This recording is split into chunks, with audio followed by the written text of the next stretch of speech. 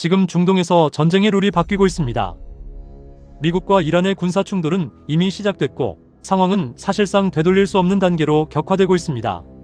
실제로 최근 외신에서는 걸프 지역의 미군 거점과 관련 시설들이 드론 위협에 노출되면서 전쟁 범위가 빠르게 확장되고 있다는 보도가 이어지고 있습니다.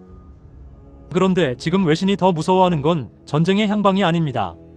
전쟁이 끝난 뒤 누가 이걸 운영하느냐입니다. 그리고 그 중심에 예상 밖의 국가가 반복적으로 언급되고 있습니다. 바로 대한민국입니다.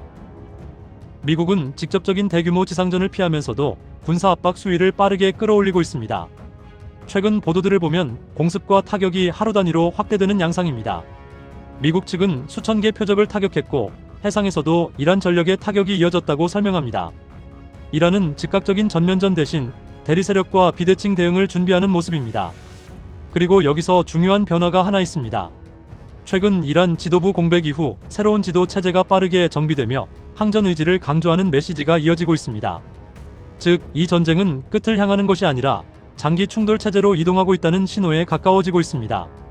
현재 이 전쟁은 전선이 아니라 기지, 항만, 공항, 해상로 같은 운용 지점을 먼저 타격하고 있습니다. 실제로 미군 피해도 최전선이 아니라 기지 시설에서 발생했습니다. 쿠웨이트의 미군 시설이 드론 공격을 받았고 미군 사망자가 확인됐습니다. 여기서 주목할 점은 공격의 방향입니다. 최근 타격은 단순한 상징적 공습이 아니라 이란 군사체계의 핵심 노드를 겨냥하는 방식으로 진행되고 있습니다. 외신 보도에 따르면 테헤란 외곽 군사 지휘 시설과 이란 혁명수비대 관련 시설들이 집중적으로 타격을 받은 것으로 전해집니다. 또한 이란 중부, 이스파한 지역의 군사산업 시설과 미사일 관련 시설 역시 공습 대상에 포함된 것으로 알려졌습니다.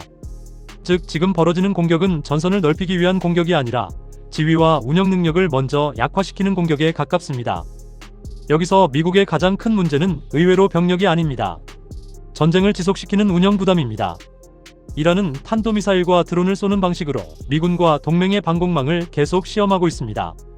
보도에 따르면 이란은 다량의 탄도미사일과 이미 실전에서 사용된 드론을 보유한 것으로 전해집니다. 여기서 미국이 계산하는 핵심은 하나입니다. 그것은 한번 크게 이기느냐가 아니라 매일 버티는 비용을 누가 감당하느냐입니다.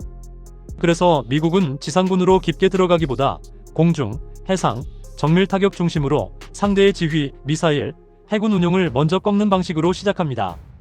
즉, 직접 모든 걸 해결하는 방식이 아니라 동맹, 거점, 해상로까지 포함한 운영 네트워크를 통째로 묶는 방식입니다.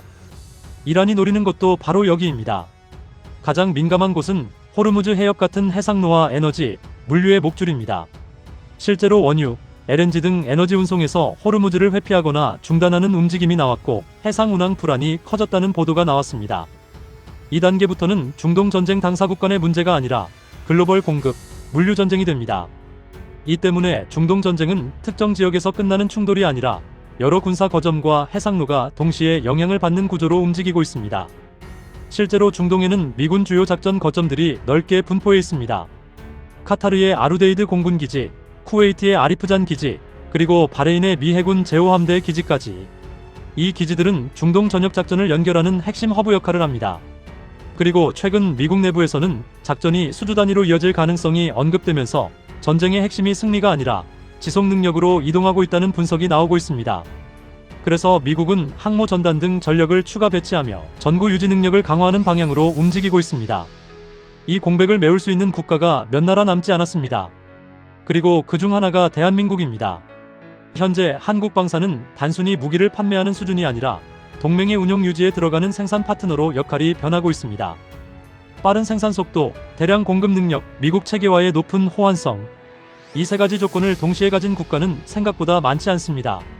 전쟁이 길어질수록 전선보다 납기와 보급이 전쟁의 빠른 승패를 결정합니다. 그래서 지금 한국은 전쟁 당사자가 아니면서도 전쟁 구조 안으로 들어가기 시작했습니다. 실제로 이런 변화는 이미 중동 방공망에서도 작은 신호로 나타나고 있습니다. 최근 중동 지역에서는 미국의 패트리엇과 이스라엘의 에로우 체계와 함께 여러 동맹국 방공 시스템이 다층 방공망 형태로 운영되고 있습니다. 이 과정에서 한국이 수출한 천궁2 방공 체계 역시 언급되기 시작했습니다. 외신 보도에 따르면 아랍에미리트를 향해 발사된 이란 탄도미사일 공격에 대응해 이 방공망이 가동됐고 전체 요격률은 90% 이상으로 전해졌습니다. 즉 한국 방사는 지금 단순한 무기 수출을 넘어 실제 전장 운용 체계 안으로 들어가기 시작했다는 신호가 나오기 시작했습니다. 문제는 여기서 끝나지 않습니다. 한국이 중동 지방 군수 생산망의 일부가 되는 순간 한국은 전략적으로 더 중요한 목표가 됩니다. 현대전에서는 전선보다 생산 거점이 더 중요하기 때문입니다. 그리고 이 전쟁이 보여주는 가장 무서운 장면이 이겁니다.